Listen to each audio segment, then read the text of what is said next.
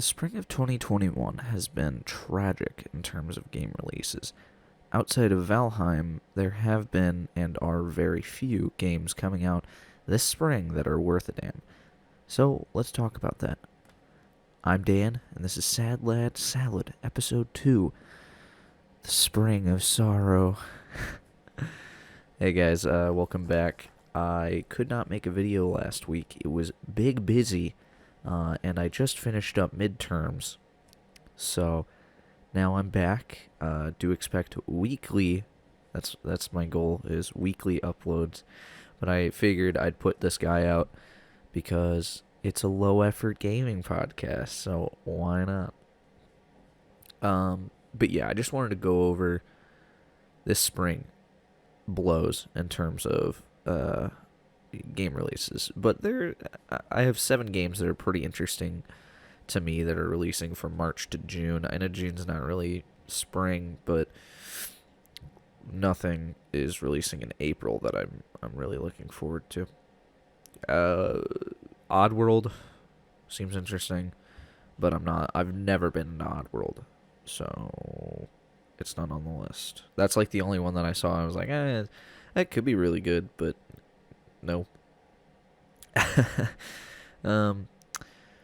But I'll talk briefly about what I have been playing. And there's been 2 things, and it sort of rolls into the list, as you'll see. I'll start off with the Hunt Showdown ammo update. So the Hunt Showdown ammo update, it's really good. It changes a lot and makes a lot of things viable, or a lot more viable. Shotguns with slugs are now, good past sneezing range. So there's a few complaints I have. I think the Winnie Centennial and the Terminus are way too expensive. Why is it $338? I think it's $338 for the Centennial. Like, really? It's nearly on par with the Mosin. It's more expensive than the Sparks. Yes, I know it has a decent fire rate, but, like, really? Come on. Even with levering, it still shoots slow. So the Centennial should not be that expensive. I think they should change that. But granted, you can sort of do a hot swap with the Centennial and any pistol and 2-tap someone, so that could be part of the new meta. But there's a lot of things that are viable now, and there's a lot of experimentation going on. Winfield with high velocity ammo is really good. It basically makes up for the shortfall of the Winfield, especially the C variant. This is highly technical. If you don't play Hunt Showdown, you're probably not going to know what the fuck I'm talking about.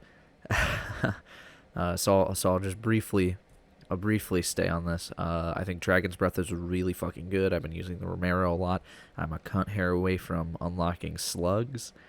So when I get slugs, I think that'll be really interesting. I want to do Romero with slugs and Dragon's Breath, pair it with a Caldwell Pax, because I think the Pax is my favorite pistol of the game. Overall, though, Hunt Showdown is gearing up for a really good revival this year. The ammo update, I mean, it's good. It's good. It's really damn good. So we'll see where it goes from there. I don't think all the ammos are really necessary or viable or useful. The Star Shell, it's a meme. There's no need for Star Shell. But I will say it's gearing up for a good release, for a good few releases here. All right. And then the second thing I've been playing is the Monster Hunter Rise demo. Now, I just started playing this yesterday, but I missed out on World. If you watched the last video, I was a big fan of Monster Hunter Freedom Unite. It's one of my favorite games of all time. It's probably it is my favorite Monster Hunter. I was a huge fan of it. I grew up with it. Great freaking game. I got Generations for the Switch. I didn't quite play that. I got I got what is it? World for the PlayStation 4. Didn't quite get into it. Though I enjoyed what very little time I played with them. Um, I miss Freedom Unite a lot. I miss a lot of the weird little quirks Freedom Unite had. And I played Rise, and I haven't quite. I don't quite get the feeling. But this is going to roll onto the second list of games, which are games that are releasing between, March and June that I'm actually interested for. And Monster Hunter Rise is the first one. It's releasing March 26th for the Nintendo Switch. So it's literally releasing in 7 days. It's a week from now. So Monster Hunter Rise is really interesting. It's the same Monster Hunter we've been playing for a really long time, but there's no load screens between zones still. They kept that from World. There is a new wire bug mechanic, and there's palamutes. So you can get on and ride the different monsters. If you attack them with that, and it's just traversal, it makes it interesting. I've been playing around with it a little bit. I think the palamute adds more depth, but the wire bug, I'm sure some people will know how to use it better than I do. I'm still very clunky with it. But yeah, Monster Hunter Rise. It's literally, it's fucking Monster Hunter. And since I'm not really playing much aside from Hunt Showdown, yeah, I think I'm gonna pull up and purchase Monster Hunter Rise on the 26th. The next game is Disco Elysium, the final cut. Now, this is a game I played. It's releasing March 30th for PlayStation 5, PS4, Xbox. I'm not going to list all those, Switch and PC. It is a really good game, and the final cut has fully voice acted, I think. It's fully voice acted. Had a few more quests, and it seems to be the definitive version of Disco Elysium. I played Disco Elysium for a little bit when I was out in when I moved out to my brother's house. It was pretty good. It sucked me in for a little bit, but I kept restarting, which is sort of a trend I get into sometimes with games where I'll just keep restarting it. I kept restarting it because I didn't think I had an optimal build, and I wasn't entirely sure what was going on.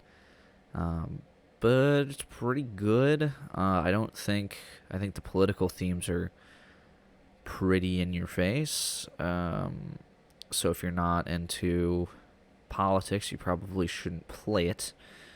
But it's a pretty good, pretty solid game from what I remember. I may get it.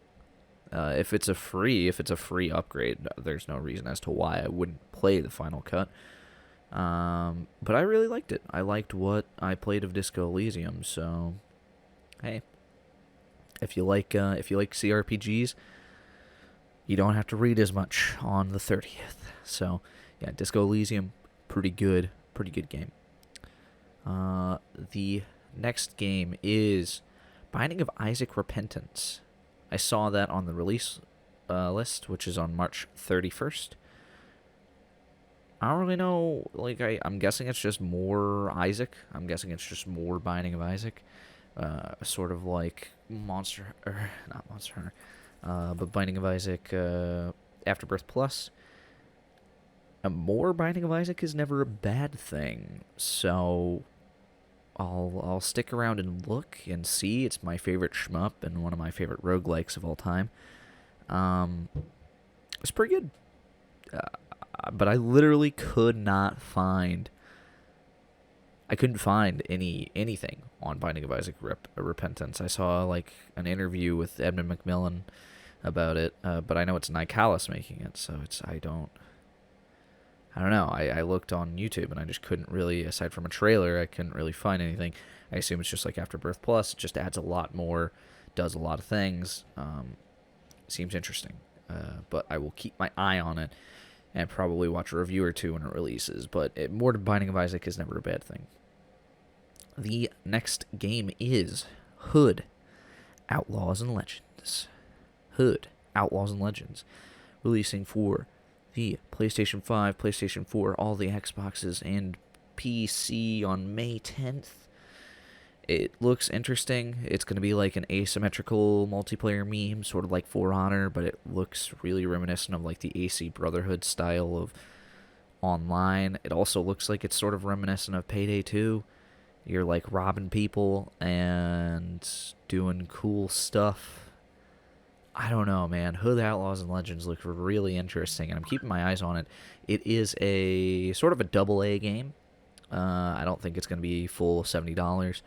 But it looks so damn interesting, and it looks like it's PvPvE, which I'm a big fan of PvPvE, where you, like, I think it's like two teams of characters infiltrate like a level full of enemies, and they're going to rob something. So it's sort of like Payday 2, but with like an opposing team, and it's set in, like medieval Europe. So it just looks neat. It looks unique, and it's the type of thing I like to see from. Oh God, I just sneezed. I'm gonna cut that out because I'm not a dick, but that was loud. Anyway, yeah, Hood Outlaws and Legends. It is going to be interesting, to say the very least, and I'm excited for it. That's what I like to see from game devs, though. I like to see unique ideas be executed, even if it's just a shoddy product we get. Even if it's bad, even if it's a 5 out of 10, hey, it's new. It's something that did not exist before. And I will take 10 Hood Outlaws and Legends, 10 mediocre tries at something new, rather than 15 Assassin's Creeds that will release yearly and be the same fucking thing over and over again. On May 21st, Deathloop releases PlayStation 5 and PC. It's Arcane. It's not much to say. If you played Dishonored, if you played Dishonored 2, if you played Prey, you kind of have a knowledge of the vein in which the game comes from. Sort of immersive Sims, sort of System Shocky, sort of Bioshocky. It looks interesting. From the trailer, it seems like there's a loop where people keep respawning, and the guy you're playing as wants to end the death loop, but there's a drop-in, drop-out online multiplayer component where the female character comes in and can try to kill you to prevent you from stopping the death loop. Sort of like in the Souls vein of Invasions. Seems neat to me. We'll see if it actually pulls off. I played the shit out of Dishonored 1. I did not care for Dishonored 2 that much, and I thought Prey was really great concept, but I never got into it. So I own it. It's on my shelf. It's one of the things on my back catalog, but Deathloop looks pretty neat. The next game is Biomutant. That is releasing May 25th. PlayStation 4, Xbox One, and PC. So this is sort of in development hell for a while. It's a open world, third person action RPG. There's 6 races apparently you can choose from. There's multiple classes you can choose from, and you sort of like mutate. So I'm guessing your level up system is like mutating your genome. So that'll be interesting. It kind of looks a little Soulsy. It kind of looks a little bit Devil May Cry. Kind of looks Zelda Breath of the Wildy. It looks interesting. And again, I'm all for new. So, that game is gonna be neat, to say the least. I'm excited for it. I think out of all these games, I'm definitely gonna buy Rise. I'm keeping my eyes on everything else. I want to buy Hood Outlaws and Legends, but I will wait for reviews. Biomutant may actually be a purchase, like just a wholesale, not wait for the reviews, just purchase it. Because that one just looks so good, and it's by the people who made Mad Max, which if you ever played the Mad Max game, it's a super underrated game from last generation. Fucking awesome game. Probably best driving mechanics, like driving fighting mechanics. Holy fuck, that game is good. You get to customize your car. It's just a great fucking game. It was sort of released around the time of Fury Road, so it was kind of like a movie tie-in meme, but it wasn't. It had nothing to do with Fury Road. So, yeah. I don't know why. I don't know. Maybe it was just to capitalize. But it's pretty good. And if that speaks about their... And this is a game that's been delayed countless times. It seems like they're shooting for legitimate quality. It seems like they are not going to fuck over the fan base. The small fan base that this game has cultivated already. It seems like they are actually dedicated to producing a good video game. And a unique one, at the very least. So, Biomutant, and it seems a little bit Castlevania Symphony of the Night, because you need, like, certain items to progress in certain areas. So, again, this game is going to be interesting, and I urge my listeners to keep an eye on it, at least watch a few videos about it. That is May 25th. And then the final game, even though I just went on about creating something new, make something new for the past few topics, or games rather. Back for Blood, June 22nd. That is the last game that is on the list. Back for Blood. It's releasing June 22nd. PlayStation 5, PlayStation 4, all the Xboxes, and PC. It's Left 4 Dead. Turtle Rock is going back to making Left 4 Dead rather than Evolve, which Evolve was Dale dog shit. So, it looks good. I don't even know if there's really anything more to say about it. If you watch gameplay, you'd be surprised. Like, they had to change all the names, be pretty meticulous about it, but if you look at it, it looks like Left 4 Dead. It looks like Left 4 Dead 2. It plays seemingly like them. The monsters are like them. Like, they have all the same mobs from Left 4 Dead with different names. How they are not getting sued into the Stone Age beats me. It's beyond my comprehension. But it's Left 4 Dead. And I like Left 4 Dead. I played a lot of it with my friends. Played a lot of it by myself, too, just modding it. It is really damn good. But I don't really have much to say on it. Just look it up if you haven't heard of it. It just looks good. It's good old Left 4 Dead action from Turtle Rock. It's them returning to their roots. Now, those are the 7 games I'm excited for in the spring. I know this was a bit of a shorter episode. I don't have much time.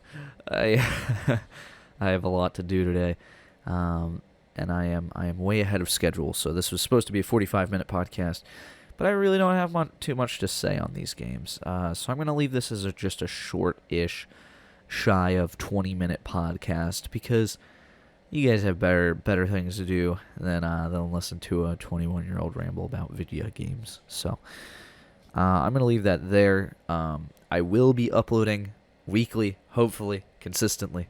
The Sad Lad Salads, though, don't expect them to be even remarkably or remotely consistent with length. I'm fucking half tempted to release a 5-minute episode just as a meme. But it is it's something like this will definitely be if I have a busy 2 weeks like I just had, I will at the very least guarantee you an upload of a Sad Lad Salad. So bear with me. I had a very busy past few weeks between military and midterms. It was not fun, but I have made it through. It is Friday. It is a new day, a new dawn. I've done my midterms. Probably failed them. Just kidding. I got a 94 on one of them.